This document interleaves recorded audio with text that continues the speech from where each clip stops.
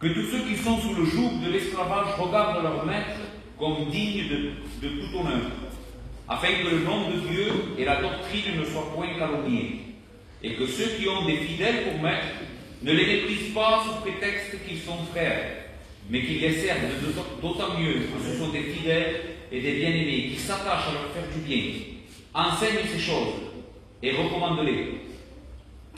Si quelqu'un enseigne des fausses doctrines et ne s'attache pas aux saintes paroles de notre Seigneur Jésus-Christ et à la doctrine qui est selon la piété, il est enflé d'orgueil, il ne sait rien. Il a la maladie des questions oiseuses et des disputes de mots, d'où naissent l'envie, les querelles, les calomnies, les mauvais soupçons, les vaines discussions d'hommes corrompus d'entendement, privés de la vérité et croyant que la piété est une source de gain. C'est en effet une grande source de gain que la piété avec le contentement, car nous n'avons rien apporté dans le monde et il est évident que nous n'en pouvons rien emporter. Si donc nous avons la nourriture et le vêtement, cela nous suffira. Mais ceux qui veulent s'enrichir tombent dans la tentation, dans le piège et dans beaucoup de désirs insensés et pernicieux qui plongent les hommes dans la ruine et la perdition. Car l'amour de l'argent est une racine de tous les maux, et quelques-uns, en étant possédés, se sont égarés loin de la foi et se sont jetés eux-mêmes dans bien des tourments. Amen. Nous prions le Seigneur ensemble. Notre Dieu, notre Père céleste, Seigneur, après avoir chanté tes louanges et reconnu, Seigneur, la grandeur de ton Fils, Seigneur, et ce sacrifice qui nous a sauvés, c'est en la foi en ton Fils que nous venons cet après-midi. Nous savons très bien, Seigneur, ça a été dit maintes fois, que nous ne pouvons rien faire de nous-mêmes et que nous avons besoin de toi. Ainsi, nous te supplions pour la gloire de ton Fils et pour la gloire de ton royaume, Seigneur, que tu viennes au milieu de nous. Seigneur, et que par ton esprit, tu nous montres les vérités de ce texte. Seigneur, aide-moi à faire simple la vérité qu'il y a dans ce texte, que tout le monde qui est ici cet après-midi puisse sortir convaincu de la vérité de ta parole. Amen. Seigneur, aide-nous à mettre en pratique ta parole, que ta parole puisse nous transformer. Amen. Seigneur, bénis aussi les cœurs irrégénérés. Je t'en supplie, Seigneur, celui qui est rentré dans ce local, Seigneur, qui n'est pas sauvé, qu'il sorte d'ici avec la vie nouvelle, la vie éternelle que seulement ton Fils peut donner. Pour la gloire de ton nom, je t'en supplie. Amen. Gloire à Dieu. Nous reprenons cet après-midi donc l'étude que nous sommes en train de faire dans la première épître de Paul à Timothée. Et comme nous l'avons lu, ce texte fait partie du dernier chapitre de cette épître. Et donc nous nous approchons déjà de la fin de cette exposition. Il y a déjà quelques mois que nous avons commencé à l'exposer. Et je crois personnellement que ce que Paul va nous enseigner ici dans ces dernières paroles adressées à Timothée vont être d'une grande bénédiction dans nos vies.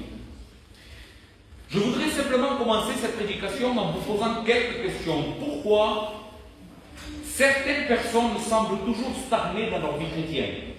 Pourquoi certaines personnes, on a l'impression qu'elles n'avancent pas dans leur vie chrétienne? Ils luttent toujours avec les mêmes péchés particuliers et n'arrivent jamais à avoir une victoire décisive sur ces péchés.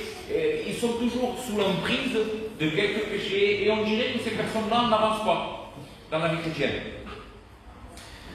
D'autres n'expérimentent pas la joie et la paix que Jésus a promis aux enfants de Dieu. On voit des chrétiens qui ont des moments où ils ont la paix, ils ont la joie, mais la majeure partie de leur vie chrétienne, ils la passent en se plaignant, en ayant mal à cara, en étant lassés de la vie, se questionnant pourquoi toutes ces choses m'arrivent à moi. Pourquoi? Quelle est la raison fondamentale? Cet après-midi, j'espère que le Seigneur va nous éclairer parce que les réponses sont dans notre texte. Nous allons diviser ce texte parce que nous allons voir premièrement la raison. Ensuite, dimanche prochain, si Dieu le veut, nous verrons qu'est-ce que nous devons faire. Ce que va dire Paul à Timothée, ce que lui doit faire. Mais cet après-midi, ça va être un peu dur. La parole va être un peu dure, un peu négative. Mais j'espère que le Seigneur, à travers de son esprit, va nous montrer où est le réel problème dans nos vies. Amen. Il y a sans doute plusieurs raisons à cela. La Bible donne plusieurs raisons pour lesquelles une personne peut expérimenter ces choses, mais cet après-midi, comme je l'ai dit, nous allons mettre l'accent sur une seule bonne raison. Ce sont des personnes en réalité qui n'ont pas un cœur résolu. Alors quand je dis un cœur résolu, c'est un cœur décidé. C'est un cœur tourné complètement vers la personne de Christ. Ce sont des personnes qui ont un cœur divisé. Ils veulent Christ, ils veulent de la vie chrétienne, ils aiment le Seigneur apparemment, mais leur cœur ne s'est pas complètement tourné. Il est divisé, il est partagé avec d'autres choses qui, si vous voulez, font la compétition à l'évangile dans leur vie. Ce sont des cœurs partagés et dans lesquels il y a des choses où Christ n'a pas la prééminence. Il désire servir et suivre le Seigneur, mais ces choses aussi sont très intéressantes pour moi. Ces choses aussi m'attirent, Seigneur.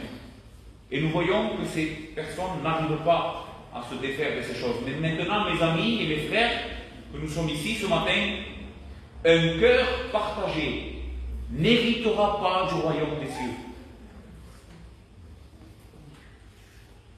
Un cœur qui est divisé, un cœur qui aime Jésus, qui aime l'Évangile, mais qui aussi aime d'autres choses, au même niveau que Jésus, ne pourra pas rentrer dans le royaume. Voici les paroles que le Seigneur lui-même va dire dans Matthieu 16, au verset 24, il va dire « Si quelqu'un veut venir après moi, qu'il renonce à lui-même, qu'il se charge de sa croix et qu'il me suive. Car celui qui voudra sauver sa vie la perdra. Mais celui qui la perdra à cause de moi, la trouvera. » Et que servait-il à un homme de gagner tout le monde? À quoi ça sert? Jésus va dire de gagner toutes les choses qui sont dans cette vie, s'il perd son âme. Ou que donnera-t-il un homme pour son âme? Jésus ici est très net et très clair. Une personne qui ne renonce pas à lui-même, pas à des choses qu'il y a dans sa vie, mais à quelque chose qui fait partie de son propre caractère, de son cœur. Si on ne renonce pas à ce qui est en train de faire la compétition avec Jésus dans nos vies, on ne pourra pas rentrer dans le royaume.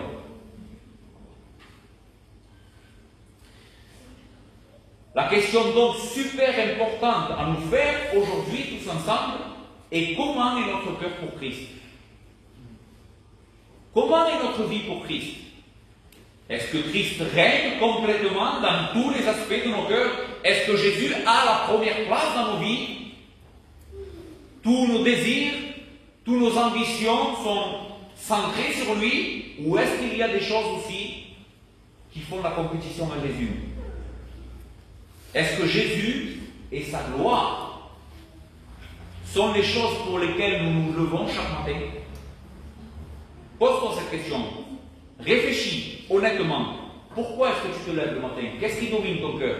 Qu'est-ce qui fait ta joie? Est-ce que c'est Jésus, son évangile et sa gloire? Quelles sont les motivations qui font que nous fassions les choses que nous faisons chaque jour? Qu'est-ce qui nous pousse à faire ce que nous faisons? Pourquoi nous travaillons? Pourquoi nous nous occupons de nos maisons? Pourquoi est-ce que nous venons à l'église? Pourquoi nous prions? Est-ce que c'est la gloire de Dieu? Ou est-ce que c'est notre propre réputation, mener une vie bien rangée, être quelqu'un de bien? Donc en quelque sorte, un désir égoïste.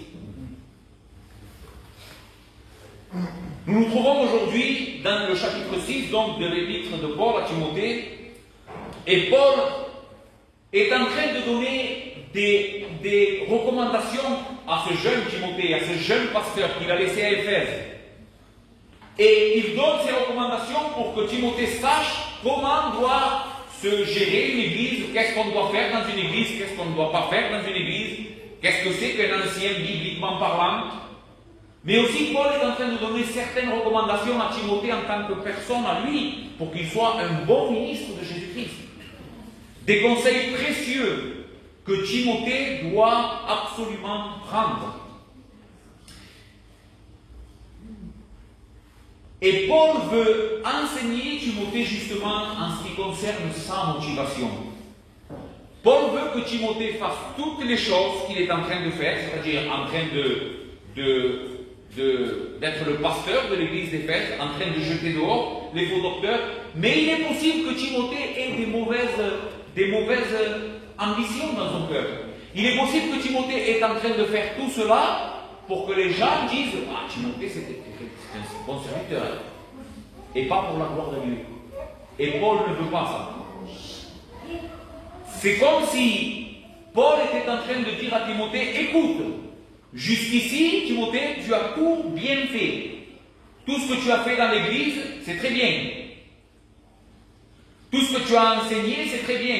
Mais fais attention. Parce que la chose la plus importante, Timothée, c'est les motivations de ton cœur. Car si tu es en train de faire toutes ces choses pour l'Église et pour Christ avec des mauvaises motivations, tout cela n'est que de la poubelle qui sera un jour brûlée au feu. Vous vous imaginez avoir travaillé toute sa vie, avoir donné tout ce qu'on peut pour le royaume de Christ, et qu'au jour du jugement, Dieu regarde nos œuvres et dise « Tout ça ne compte pas ». Tu sais pourquoi tout ça ne compte pas? Parce que la motivation de ton cœur, la raison réelle pourquoi tu as fait tout cela, n'était pas moi et ma gloire, c'était toi-même et ta gloire à toi.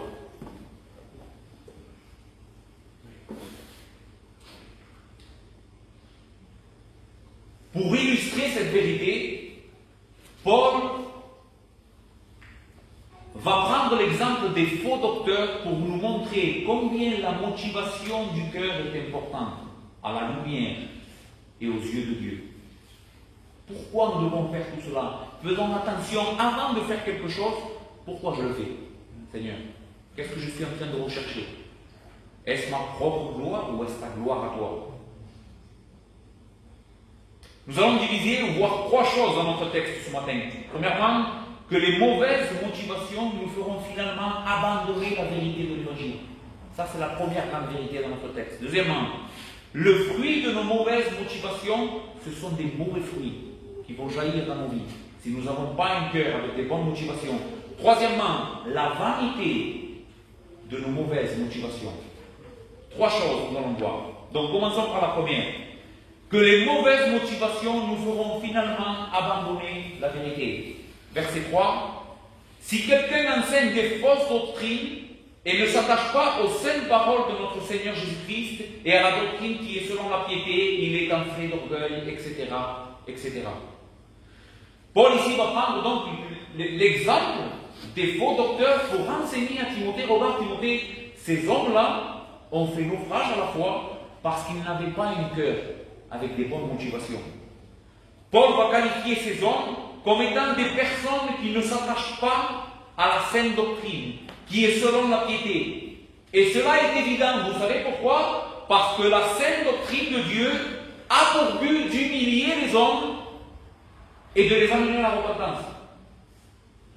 Voici pourquoi Dieu nous a donné sa vérité. Parce que quand la vérité de Dieu est prêchée fidèlement, les pécheurs sont humiliés. Le véritable évangile condamne le péché et nous dit nous sommes pécheurs, privés de la gloire de Dieu. Et en plus de cela, la véritable doctrine, le véritable évangile glorifie Dieu et la personne de Jésus-Christ en attribuant à lui seul toute la gloire. La parole piété ici, Paul l'a déjà utilisée 8 fois dans cet épître. Sur les 15 où elle apparaît dans le Nouveau Testament, 8 fois elle est utilisée dans la première épître de Paul à Timothée. Et elle veut dire révérence, respect envers Dieu, respect et révérence envers les choses saintes. Donc la véritable doctrine, le véritable évangile, va faire 3 choses. Il va humilier le pécheur pour l'amener à la repentance. Il va glorifier Dieu et la personne de Jésus en lui donnant toute la gloire. Et il va promouvoir le respect pour les choses de Dieu. Mais ces personnes-là ont un problème avec cela. Les personnes qui ont une mauvaise motivation dans le cœur ont un problème. Pourquoi? Parce que ce que l'évangile, le véritable évangile fait, n'est pas en train de les servir à eux-mêmes. Le véritable évangile n'est pas en train de faire ce que eux, ils voudraient voir dans l'Église, ils voudraient voir dans les autres. Pourquoi? Nous le voyons dans le verset 5, Paul va qualifier ces personnes comme étant des personnes qui croient que la piété est une source de gain. En d'autres mots, ce sont des personnes qui prêchent, qui font des choses, mais parce que leur motivation de cœur est celle-ci. Je vais prêcher l'évangile pour que les personnes disent de moi que je suis un grand prédicateur. Voici la motivation. Pour que les personnes viennent à moi. Pour que les personnes croient en moi. Pour que les personnes disent l'église de Joséito, c'est la meilleure église qu'il y a. Mais si moi je prêche le véritable évangile ne proclame pas cela. Le véritable évangile dit que même Joséito a besoin de la grâce de Dieu. Que même Joséito est un pécheur misérable, de séparé de Christ, il ne peut rien faire. Donc ces personnes, ces faux docteurs, sont obligés de s'écarter de la parole de Dieu. C'est ce que dit Paul. Si quelqu'un enseigne des fausses doctrines et ne s'attache pas aux paroles de Jésus, ils ne peuvent pas s'attacher aux paroles de Jésus parce que les paroles de Jésus ne servent pas à leur intérêt. Les paroles de Jésus sont la vérité sur eux-mêmes et ils ne veulent pas l'entendre. Donc nous voyons que ces hommes ne s'attachent pas à la vérité car elle ne peut le servir, elle ne peut pas servir leur intérêt. Le véritable évangile amène les personnes vers Christ et ces faux enseignants prêchent parce qu'ils veulent attirer les personnes vers eux-mêmes pour pouvoir retirer de cela un certain gain. Alors, un certain gain ici, ça peut être, comme nous l'avons dit, de la réputation, mais il y a des personnes aussi qui attirent des gains matériels. Il y a ce qu'on appelle aujourd'hui l'évangile de la prospérité, où ces faux prédicateurs qui sont des apôtres de Satan disent aux gens, si vous donnez 10 euros, Dieu va vous donner 1000 euros. Et des milliers de personnes vont donner, vont écouter cette fausseté. Donc, véritablement, nous voyons ça. Il y a des faux docteurs qui prêchent un faux évangile pour leur propre intérêt, afin d'attirer pour eux-mêmes un gain. Ce sont des faux prédicateurs. Ce sont des faux enseignants. Ce sont des ouvriers de Satan. Ces personnes-là sont l'ennemi de l'Église de Dieu. Il ne faut pas les recevoir, il ne faut pas parler avec eux, il faut les condamner ouvertement. Voici ce que les Écritures nous enseignent de faire avec ces personnes. Regardez comme les Écritures les décrivent dans 2 Pierre chapitre 2, verset 3. Pierre va dire, par cupidité, ils trafiqueront de vous au moyen de paroles trompeuses. Eux que menace depuis longtemps la condamnation et dont la ruine ne sommeille point. Verset 13. Recevant ainsi le salaire de leur iniquité, ils trouvent leur délice à se livrer au plaisir en plein jour. Hommes tarés et souillés, ils se délectent dans leur tromperie en faisant bonne chair avec vous.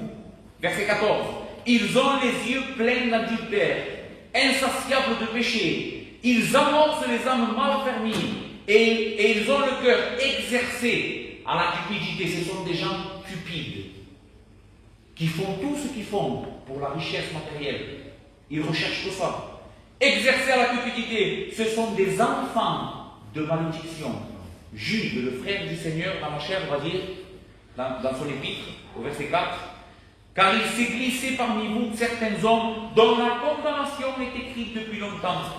Des impies qui changent la grâce de notre Dieu en dissolution et qui renient notre seul Maître et Seigneur Jésus-Christ. Verset 11.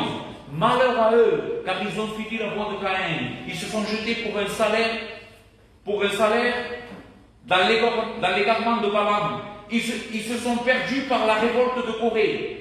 Écoutez bien ces paroles, ce sont des écueils dans nos abat, faisant impunément bonne chair, se repaissant eux-mêmes. Ce sont des nuées sans eau, poussés par les vents, des arbres d'automne sans fruits, 2 fois morts, déracinés, des vagues furieuses de la mer, rejetant l'écume de leur impunité, des astres errants auxquels l'obscurité des ténèbres est réservée pour l'éternité. Waouh! La Bible, les Écritures sont sans miséricorde pour ces hommes. et pour toute personne qui se sert des choses saintes de Dieu pour se servir lui-même. Mes frères, est-ce que vous voyez le danger ce matin? Vous voyez le danger qui nous menace, chacun d'entre nous? Si nous ne sommes pas des hommes et des femmes qui sont en train de surveiller leur motivation de cœur, tu me diras, mais cela ne me concerne pas moi. Je ne prêche pas moi. Moi, je ne suis pas une personne qui se met derrière le pupitre pour prêcher. Oui, mon frère, ma soeur, tu es concerné par cela. Oui, mon frère, cela te concerne à toi aussi, même si tu n'es pas en train de prêcher l'évangile.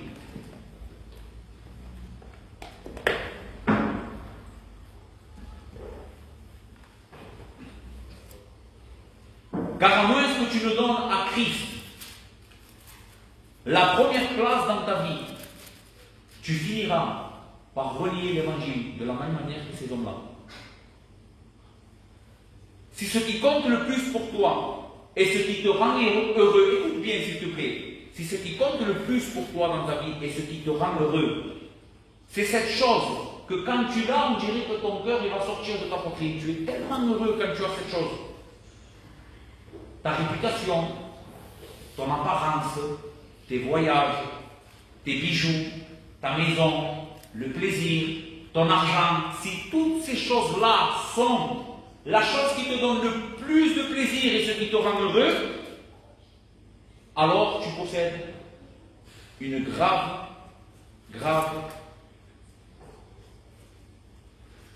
péché dans ton cœur. C'est le péché de ces hommes. Ces hommes avaient partagé leur cœur entre Dieu et la richesse. Si c'est ces choses-là qui te font te lever chaque jour, tu finiras par abandonner Jésus et sa vérité. Tu ne pourras pas continuer à écouter le véritable évangile. Tu sais pourquoi? Parce que le véritable christianisme est quelque chose de radical. C'est ou Christ ou rien du tout.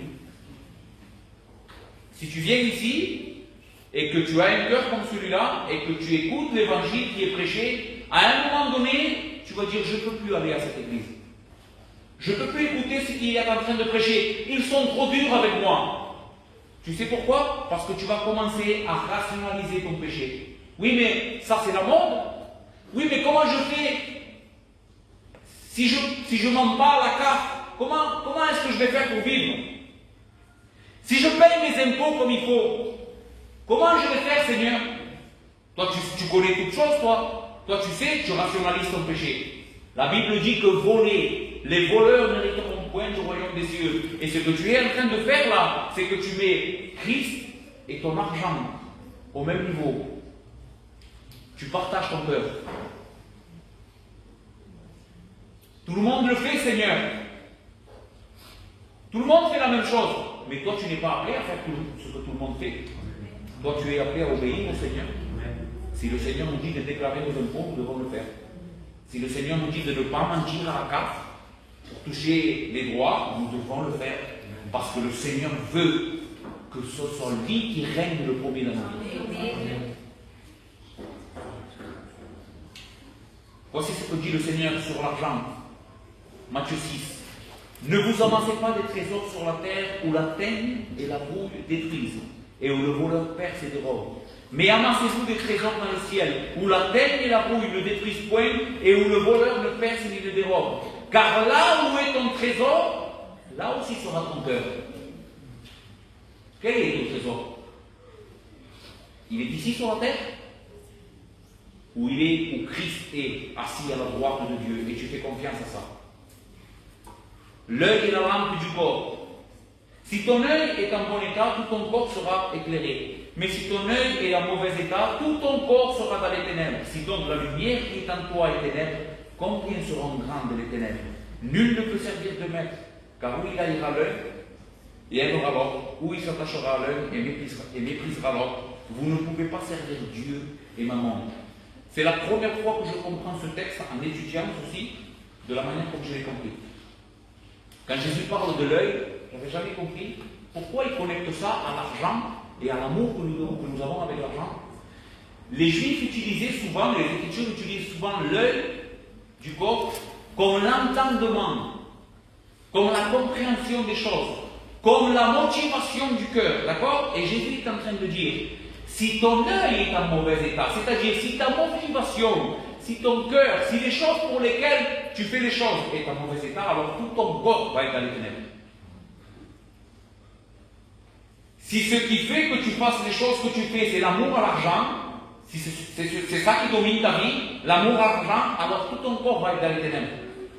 Mais si tu fais les choses pour les bonnes raisons, pour la gloire de Dieu, pour l'avancement de l'évangile, si tu donnes ta vie à l'évangile, si ton cœur réellement a fait un demi-tour et s'est donné complètement à Christ, alors tu es dans la lumière. Et tu es en train de servir Dieu, le véritable Dieu, et pas Mammon, parce qu'on ne peut pas servir les deux en même temps. Ceci nous montre le véritable visage de ceux qui se dévient de la vérité, pour prêcher autre chose que la vérité de l'évangile. Voilà qui sont ceux qui se dévient de la vérité. Je sais qu'on peut avoir de la miséricorde, peut-être de dire, mais les seigneurs, ils ne connaissent pas trop, ils ne savent pas trop. La Bible ne dit pas cela. La Bible les condamne ouvertement. En réalité, ce sont des hommes avec des mauvaises intentions, pas des ignorants, de qui nous devons avoir pitié, mais plutôt des loups ravisseurs, à qui il faut fermer la bouche. C'est ce que Paul va dire dans la première épître à Timothée. Ils tuent, ces personnes-là, en prêchant ce faux évangile, ils tuent, ils contaminent les églises. Et avec leurs mensonges, ils profitent des faibles pour s'enrichir eux-mêmes. Mes frères, il est d'une vitale importance que tu réfléchisses aujourd'hui. Qu'est-ce que tu veux vraiment? Réfléchis à cette question. Qu'est-ce que tu veux? Est-ce que tu veux de Christ réellement? Es-tu déterminé pour te tourner complètement à lui, même s'il faut te débarrasser des choses que tu aimes tellement? Es-tu déterminé à le faire? Si tu ne le fais pas, tu ne rentreras pas dans le royaume. Celui qui ne renonce pas à lui-même, ça fait mal ça, de renoncer à soi-même. Mais il faut le faire. Il faut le faire. Donc nous avons vu, premièrement, que si nous avons des mauvaises motivations, certainement nous allons finir par abandonner la vérité parce que celle-ci va mettre en lumière qui nous sommes. D'accord? Voyons maintenant le fruit des mauvaises motivations. Verset 3. Si quelqu'un enseigne de fausses doctrines et ne s'attache pas aux saintes paroles de notre Seigneur Jésus-Christ et à la doctrine qui est selon la piété, il est enflé d'orgueil, il ne sait rien, il a la maladie des questions oiseuses et des disputes de mots, d'où naissent l'envie, les querelles, la calomnie, les mauvais soupçons. Les vaines discussions d'hommes corrompus d'entendement, privés de la vérité et croyant que la piété est une source de gain. Le résultat dans la vie de ces faux docteurs, de leurs mauvais désirs, ont produit toutes sortes de mauvais fruits. Parce que leur mauvais désir, leur mauvaise ambition est cachée dans le cœur, alors ceci va se voir à l'extérieur par toutes sortes de mauvais fruits. C'est pour cela que je disais tout à l'heure, au début de la prédication, que certaines personnes n'arrivent pas à se débarrasser de certains péchés, ou vivent constamment dans le désespoir, ils n'arrivent pas à vivre une vie chrétienne comme il faut. Vous savez pourquoi? Parce qu'ils essayent de juste arranger les péchés qu'ils ont. Mais le problème est beaucoup plus profond. Le problème est dans la motivation du cœur. Pourquoi ils veulent se débarrasser de leurs péchés? S'ils ne le font pas par amour à Christ, ils ne pourront jamais le faire. Parce que c'est le cœur en réalité qui produit toutes sortes de mauvais fruits. C'est du dedans, du profond de l'être. C'est là où naissent les envies, où naissent les ambitions, où naissent la motivation. Pourquoi je vais faire ça? C'est là que naissent toutes les choses. Si la source est bonne, tout le reste sera bon. Mais si la source est contaminée, tout le reste sera contaminé. Et c'est ce que nous voyons dans ces hommes. Premièrement, Paul les décrit comme des personnes enflées d'orgueil et ignorantes. Leur orgueil et leur suffisance les empêche d'apprendre et de sortir de leurs conditions. Ceci est terrible. Quand j'ai vu cela, vraiment j'ai été terrifié à cause de ce que les Écritures sont en train de nous enseigner. C'est comme si ces hommes seraient dans un cercle vicieux, d'où ils ne peuvent en sortir. C'est impossible qu'ils sortent de là. À cause de leur orgueil, ils sont incapables d'apprendre. Pourquoi? Parce qu'ils considèrent que personne ne doit leur apprendre quelque chose. Le texte dit qu'ils sont enflés d'orgueil et ignorants. L'orgueil qu'ils ont dans leur cœur les empêche de comprendre l'évangile et en quelque sorte les empêche de sortir des ténèbres. Voyez la misère dans laquelle se trouvent ces personnes. Ils tournent sans cesse dans les ténèbres à cause de leur propre corruption. À moins que Dieu ne fasse une grâce extraordinaire dans la vie de ces hommes, ils ne pourront jamais sortir de ce cercle vicieux. On vient, imaginez cela, on vient avec une vérité, on vient à ces hommes-là, ou à une personne qui est dans cette condition, et on lui enseigne la vérité. Regarde, la Bible dit ça. Tu ne peux pas m'enseigner à moi. Moi, je connais tout déjà. Je suis enflé d'orgueil. Donc, la vérité n'a pas accès à ma vie. Et donc, je demeure dans les ténèbres. Je ne peux pas sortir de là. Voici la gravité de la mauvaise motivation du cœur. Regardez comment Paul va parler dans 2 Timothée 2 Timothée 2, je me suis trompé peut-être. Il va dire dans le verset 24, or, il ne faut pas qu'un serviteur du Seigneur ait des querelles. Il doit au contraire avoir de la condescendance pour tous, être propre à enseigner, doué de patience. Paul est en train de dire à Timothée, écoute, un serviteur de Dieu doit enseigner avec patience. Il doit enseigner avec bonté. Il doit s'efforcer de faire comprendre la vérité aux personnes. Mais regardez ce que Paul va dire dans le verset 25. Il doit redresser avec douceur les adversaires, dans l'espérance que Dieu leur donnera la repentance pour arriver à la connaissance de la vérité et que revenus à leur bon sens, ils se dégageront du piège du diable qui s'est emparé d'eux pour les soumettre à leur volonté. Le texte est en train de dire ici que si Dieu n'intervient pas dans la vie de ces personnes, jamais ils ne parviendront à la connaissance de la vérité et jamais ils ne se dégageront du piège du diable qui s'est emparé d'eux pour les soumettre à sa volonté. Waouh! Quelle condition désastreuse! Le cœur enflé d'orgueil et ignorant, plongé dans les ténèbres. Ensuite, Paul va les décrire comme des personnes qui donnent de l'importance à des choses inutiles et qui passent leur temps à débattre et à se battre entre eux, remplis de violence. Regardez comment il le dit.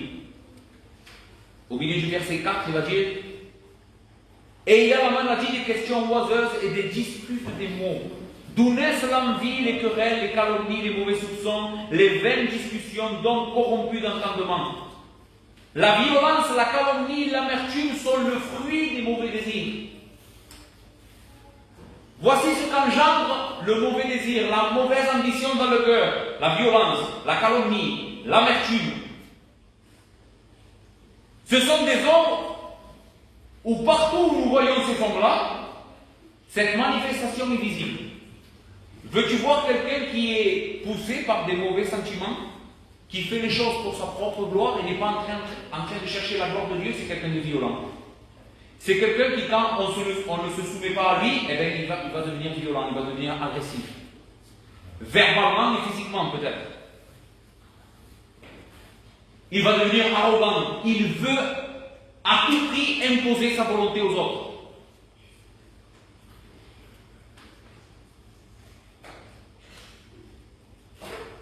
Voici comment décrit Paul quelqu'un qui a des mauvaises motivations. Je sais que particulièrement, Paul est en train ici de parler de quelqu'un qui enseigne, mais souvenez-vous que Paul va prendre ces gens-là comme exemple pour l'appliquer à Timothée. Ceci a quelque chose à voir avec nous aussi. La personne qui se trouve dans cette condition, ne supporte pas que les autres réussissent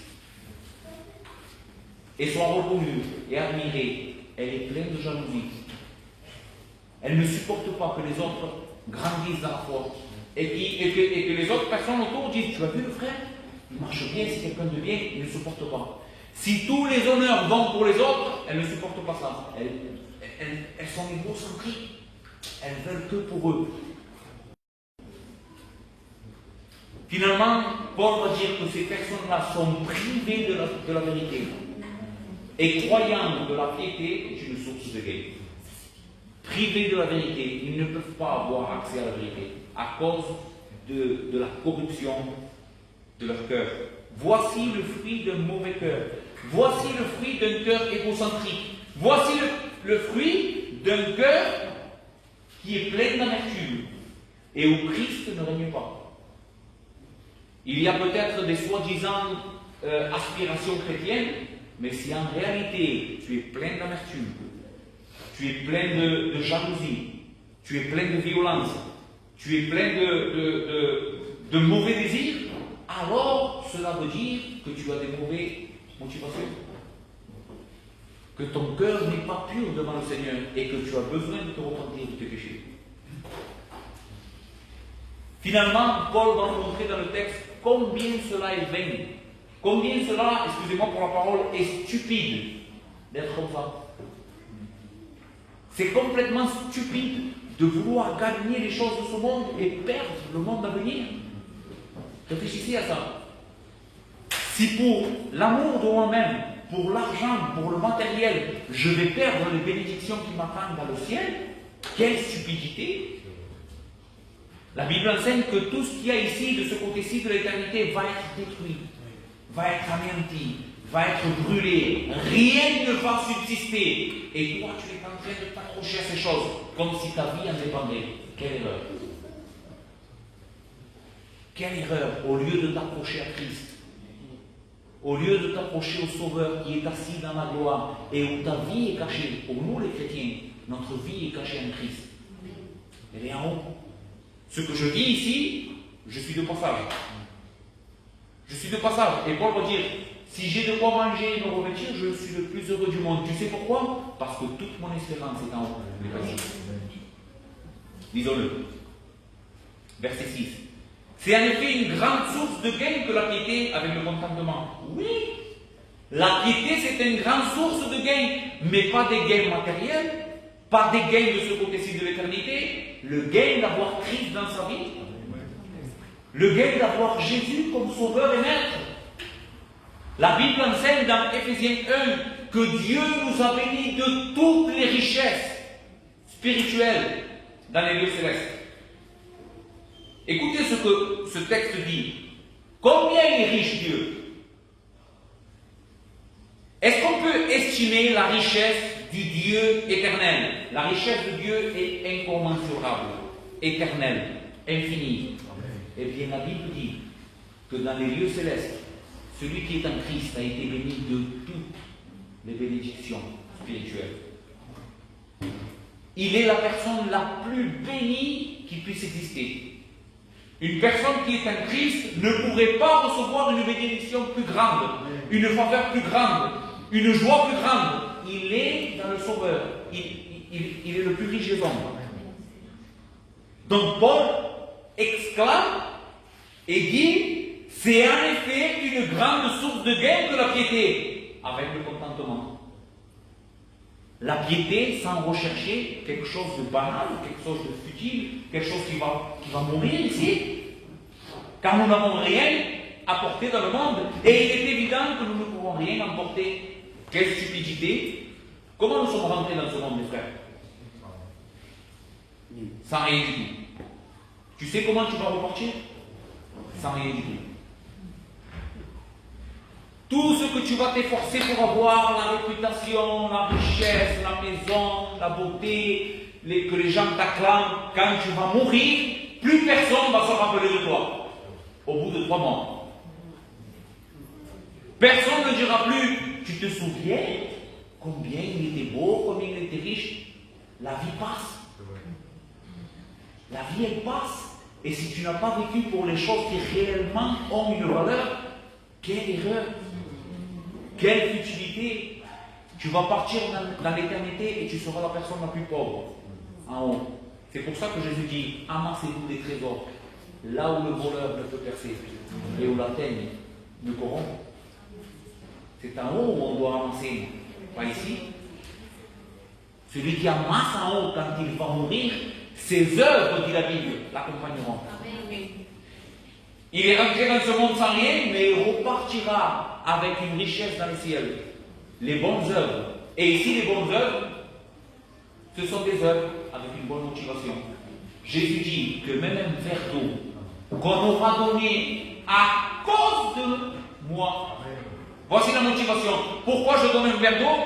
Pas parce que j'aime bien le Francho, pas parce que je veux servir le Francho, à cause de Christ. Cette œuvre-là, un simple verre d'eau, passera dans l'éternité.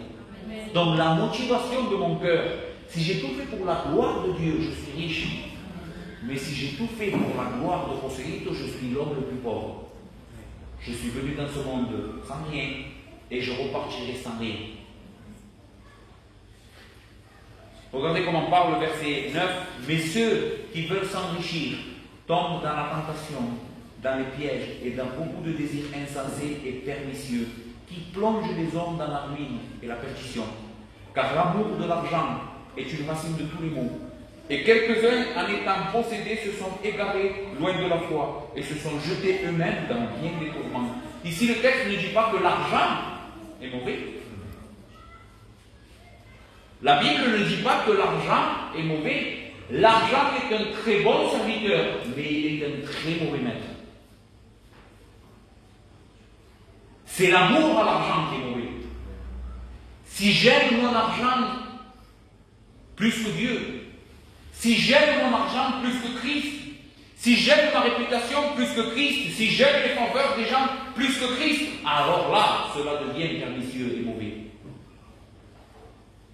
Et ceux qui ont un cœur mauvais, ceux qui placent leur confiance dans l'argent, ceux qui sont en train de vivre pour ce siècle présent, n'hériteront pas le royaume, ne passeront pas le jugement. Ils seront condamnés. Jésus dira, Seigneur, nous avons fait cela pour toi. Nous avons prophétisé en ton nom.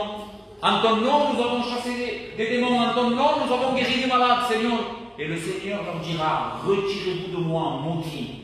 Je ne vous ai jamais connu. Vous vous imaginez? Une fois de plus.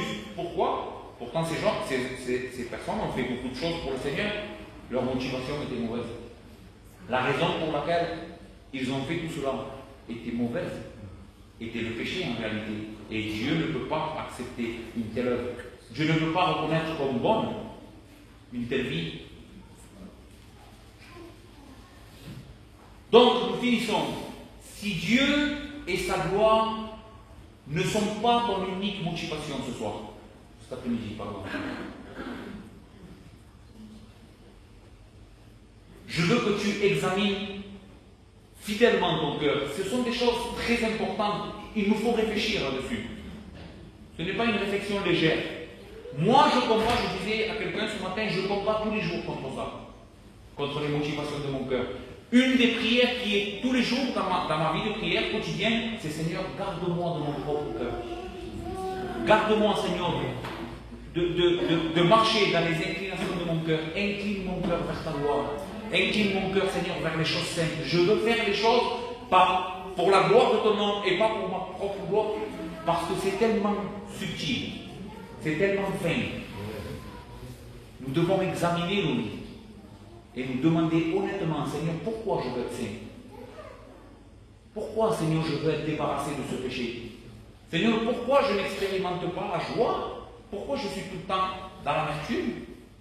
Quel est mon problème? Peut-être que Christ n'est pas en train de régner dans ta vie. Christ est en compétition avec certaines choses. Je te demande ce matin, au nom de Jésus, tourne complètement ton cœur vers lui. Tourne-toi. Abandonne toutes les idoles. Ce sont des faux dieux, ça. Ta richesse, la beauté, la gloire, la renommée ne pourront pas te sauver. Christ, oui. Tourne-toi vers lui et crois dans sa promesse. Crois que lui te récompensera fidèlement à ceux qui vont prêcher la parole et qui seront persécutés. Voici la différence entre les faux docteurs et les vrais prédicateurs, c'est que les vrais prédicateurs sont persécutés à cause de la prédication. Parce qu'ils sont en train de glorifier Christ et le monde haït Christ et ceux qui prêchent Christ. Mais si toi, tu demeures fidèle à Jésus, Jésus te récompensera. Jésus te donnera la gloire. Mais une gloire qui surpasse toute la gloire du monde. Tu seras transformé à la même image que lui. Et tu seras héritier du royaume de Dieu. N'est-ce pas quelque chose d'extraordinaire? Quelque chose qu'on ne mérite pas, mais Dieu t'appelle ce soir, cet après-midi. S'il te plaît, repens-toi de ton péché. Repens-toi d'avoir laissé que Christ soit en compétition avec quelque chose dans ta vie. Crois en lui comme étant suffisant. Et lui te bénira abondamment. Amen. Nous prions. Seigneur, nous te rendons gloire, Seigneur, parce que cet après-midi, tu ne nous laisses pas dans les ténèbres. Tu nous démontres, Seigneur, qui sont les faux docteurs, qui sont ces hommes qui prêchent l'évangile pour leur propre gloire, à qui nous devons rejeter. Seigneur, mais aussi tu nous demandes dans nos vies quelles sont les choses que nous devons enlever, sous peine de courir le risque qu'au jour du jugement nous soyons, Seigneur, retranchés de ton peuple. Permets que ta parole, Seigneur, malgré ma faiblesse et mon incapacité, puisse toucher les cœurs de ton peuple et des personnes qui étaient là aujourd'hui, et que tout cela serve pour la gloire de ton nom. Merci, Seigneur.